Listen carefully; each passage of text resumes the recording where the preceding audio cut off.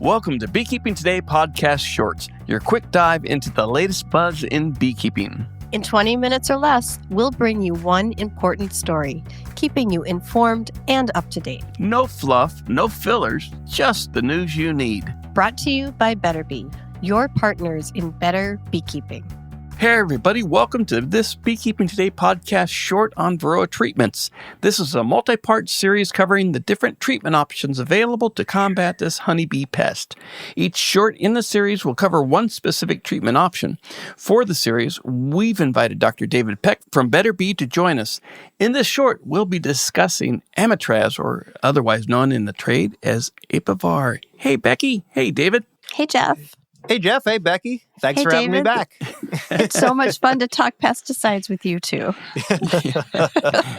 Amitraz, Apivar, that's a big treatment option available to us. It absolutely is. And, you know, for most beekeepers, it's your relationship with this treatment may depend quite a lot on your scale. Because, you know, if we can speak honestly here, for the most part, your average beekeeper, most of the beekeepers in the U.S. are going to be using Apivar strips, which contain the active ingredient Amitraz, to kill Varroa mites in their hives. But if you're talking about the commercial beekeepers, the people who actually have most of the hives, they are using Amitraz, that same chemical, but they may not be using the legal Apivar strips in order to treat their bees.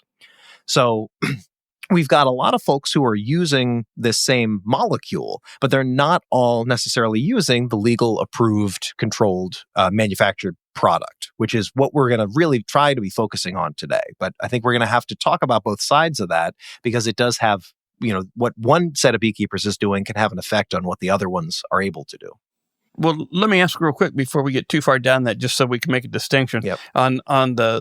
For if you go into your local bee store and you buy Amitraz or Apivar, it's in a strip. That's right. If the commercial guy are they applying some sort of strip, or are they applying another type of?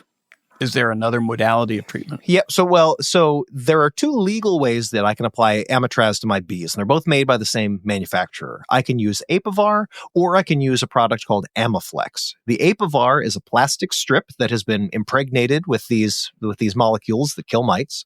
The Amiflex gel is, you sort of apply it using like a caulk gun, and you just squirt that onto a card and put that on top of your bees. And so that's two different ways that I can apply it. And that was really developed to offer a legal way for the commercial beekeepers to use it. But to be honest, I've talked to commercial beekeepers and they're doing all sorts of things out there that I really wish they weren't. They tend to be mixing up the Amitraz molecule that they're illegally sourcing and then mixing up with some other ingredients and then putting into their hive. There'll be some kind of a carrier that gets it in there, but it is not that plastic impregnated slow release strip that the Apivar strip is. And are they doing it because of finances, because of dosage, or because of a little of both? Yeah, I think the answer could probably be a little of both. Breaking the law is cheaper than following it, more often than not, I think. But that doesn't stop most of us from following the law. And they do sometimes think, well, I get better control of it mixing it up in my big vat out in the barn. You know, I would argue that probably the laboratory that's manufacturing this stuff has pretty precise control. But, you know, if you want to quadruple the dose or something, then sure, I guess mixing it illegally in an old tin can would do that. But I don't know that that's the best practice for good bee health. We've jumped forward a little bit on mode of treatment, but this is a synthetic chemical, correct? That's right. So this molecule, just like Apistan and check mites active ingredients. This is Amitraz is a synthetic molecule that is targeted to kill Varroa mites in a very specific way. And as a result of that, it's pretty gentle on bees themselves. It's not going to be, toxic for a human to breathe in. You could sniff an Apivar strip. Not that I necessarly recommend it. Not a recommendation. And, you're not going to keel over. But there's plenty of products that if you take a big whiff of it, you're going to be knocked right down onto the grass.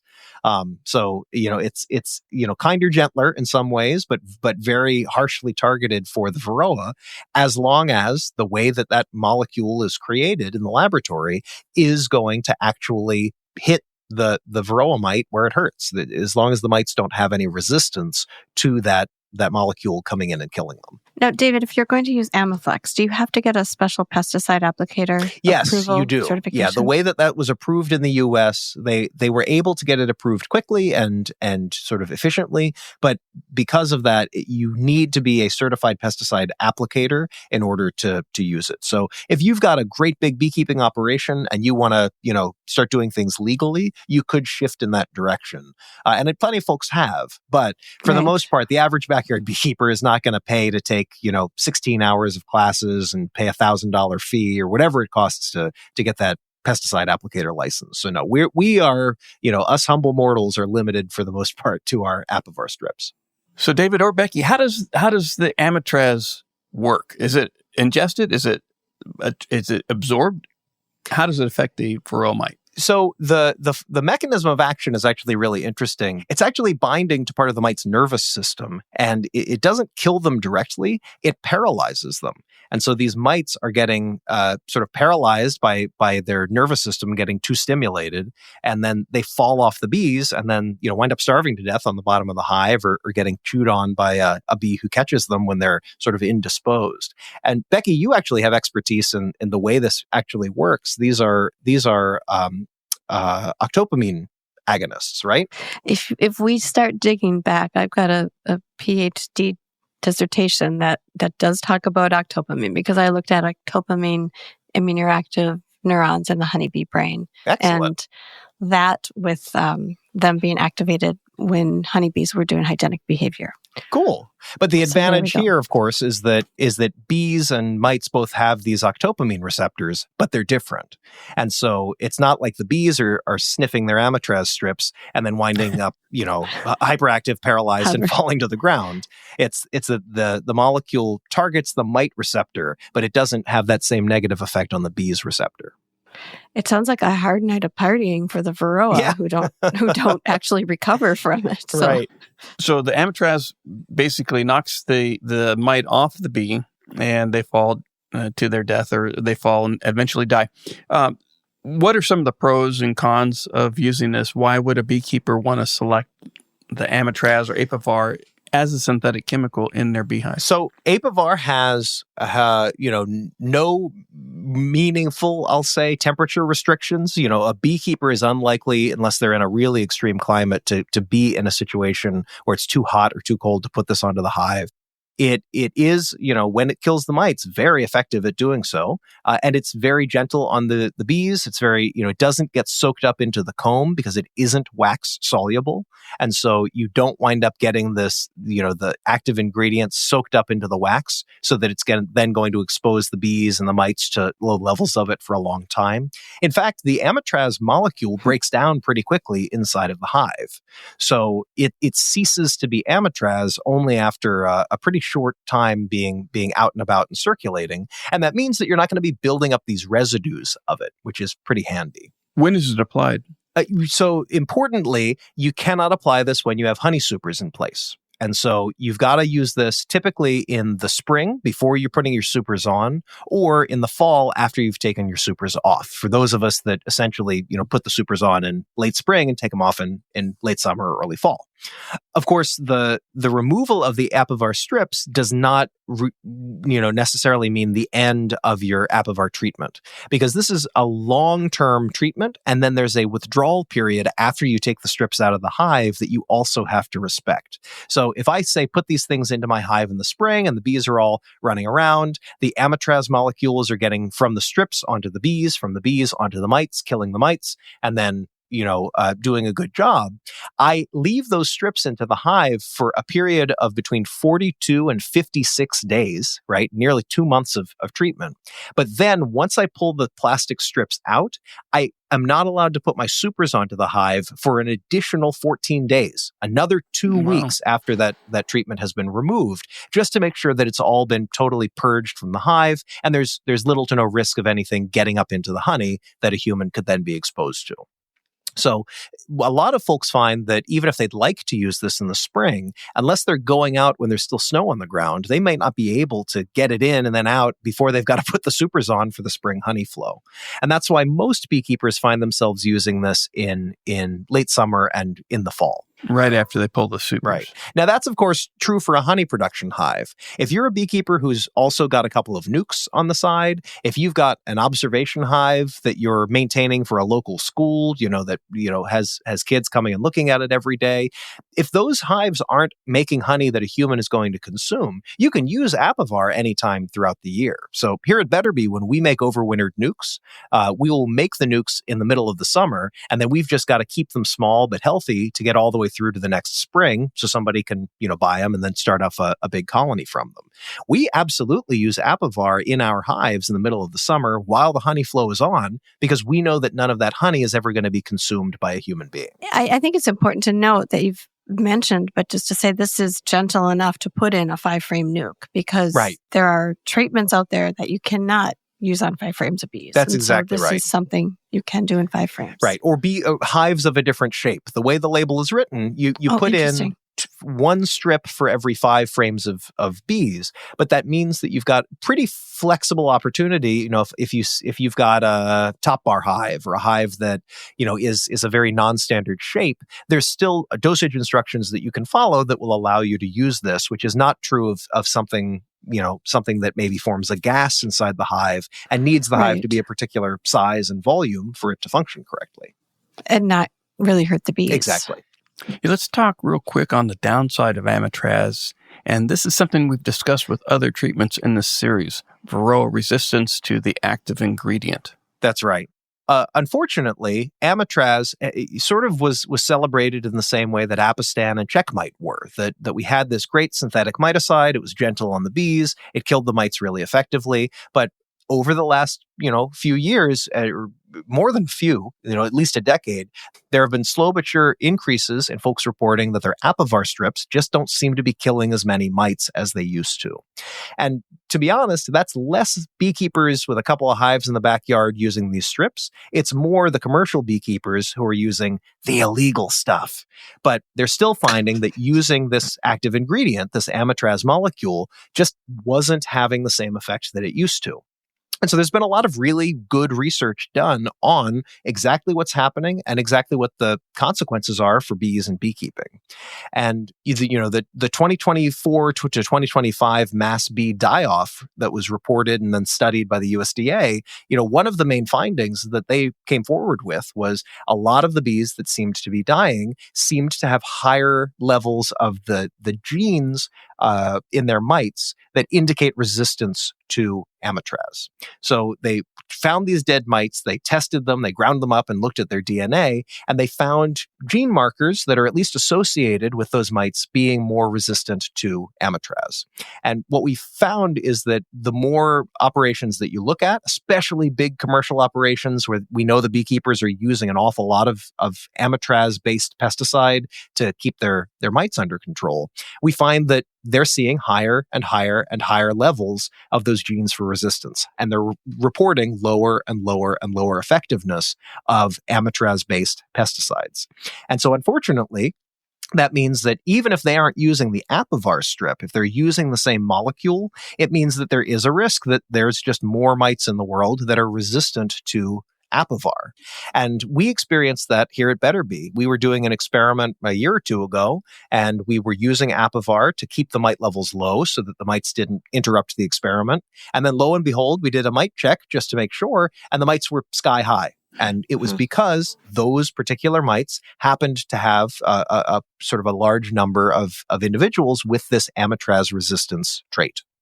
So the beauty of Apivar is you can put it in as long as you time it correctly. You don't have to worry about the temperature. It's going to be gentle on the bees, harsh on the mites. But the problem is you sort of need to trust but verify, because there's no telling for sure before you start whether your mites have Apivar resistance. Do they know if that gene, that resistance gene, is that persistent? Will that eventually breed itself out in a population of Varroa? Well, what I do know is one of the scientists who study this is Frank Minkiewicz at the USDA, and he's presented data that show a pretty compelling story, that he found that when beekeepers were using Apivar, or rather, let's just say they were using Amitraz to kill their mites. If that was all they were using, the levels increased. But if you found a population that had Amitraz-resistant mites, and then you stop using the Amitraz for a year, and you switch to using oxalic acid vapor instead. And that's just one example. I think you could probably switch to a lot of different things. But in his study, you switch over to oxalic acid vapor for a while, and then you go back in and you test the mites to see how many of them are still resistant to the Apivar. And the answer is it's a pretty low number. So it seems like when you get into that healthy rotation cycle, those good IPM practices where you're using more than one miticide, which more hobby beekeepers may be doing than the big commercial guys who might be trying to save a buck and just keep using the same thing because they bought a 55-gallon drum of it or whatever they're up to. It's possible that the hobbyists are going to have less of a problem with this because they are naturally going to be doing more rotation in their hives, which means that there's less strong selection for every single mite to have and then maintain high levels of that resistance, those resistance genes. So local mite populations matter. Exactly. As far as, and that gets pretty complicated though, doesn't it? Because your mite populations consist of both resistance and then whatever disease variants they're vectoring. Right. And we already talked about your PhD dissertation. I've got a whole chapter which is all about how Varroa mites spread between hives. And so there's a real problem here because if I have a local population, me and all the other beekeepers around us are using this molecule responsibly. We're using it to keep our mites under control, but we're rotating in other treatments as well, and we don't have high levels of resistance. Well, if somebody buys a nuke from some knucklehead, 12 states over, who's willing to drive it all the way over to their customer, now suddenly there's a possibility that the mites inside that hive are going to start spreading in the local population. A bee drifts in the wrong direction, maybe a drone goes to the drone congregation area, gets a little confused, and he follows his new buddy home instead of to the hive he's supposed to go to, but maybe there's a mite riding on his back. There's all sorts of ways that we know that these mites are able to spread, and it only takes one mite with the wrong genes getting into a new hive, and suddenly we've been able to spread something that we really didn't want spreading, like Amitraz resistance, across a landscape. Again, it's not to say that you can't have a population of bees and mites that are pretty darned, treatable, where you can keep the mites pretty well under control with Apivar. The problem is that there's no guarantees anymore because we know that this resistance can exist and does sometimes exist. And so you do need to be constantly monitoring your mite levels while you're doing your treatment. And that's really true for any miticide, right? If we know that we've got these devastating parasites in our bees, and we know that we need to put a treatment in because the devastating parasite levels have gotten too high, we can't just put the treatment in, pat ourselves on the back, and assume that everything's fine, right? You've got to go back in and make sure that whatever treatment you use is actually having the effects that you intended. And if not, you've got to grab a different one off the shelf and start that treatment instead. And we'll be covering all of IPM in a future short. Yeah. I do want to say, I just because I hear what you're saying about Amitraz and commercial beekeepers, but commercial beekeepers are some of the best for monitoring. Yes, Varroa. That's and true. Just being so just very on a schedule and making sure that they know what their mite numbers look like in all their colonies and figure out if requeening is needed or an intervention is needed. And so that is a really they good are point. Some of the best as far as that control. Yeah, that is a really good point. And tracking. Because I think that the hobbyist maybe can more easily pay attention and pay a bunch of money for different treatments for their hive, but the commercial beekeeper's livelihood depends upon staying on top of this, right? Yeah. A hobbyist can lose their bees to Varroa every single year for a decade, and they'll just keep buying more bees. A commercial beekeeper can't afford to do that. They've got to keep their bees alive. That's everything to them. And so you're right, that good, responsible farmers are always on top of their pests. And most commercial beekeepers are good, responsible farmers who are staying on top of things. And also, if you get a swarm, if you buy a package, if you buy a nuke from anybody, even a responsible vendor you've never had a problem with, assume they have Varroa. Right. Test for Varroa. If you're newer, you might not be good at it yet, but make sure Practice that you're makes perfect. going down that path. Yes. And it's so hard for everybody to keep it out of their colonies. Right.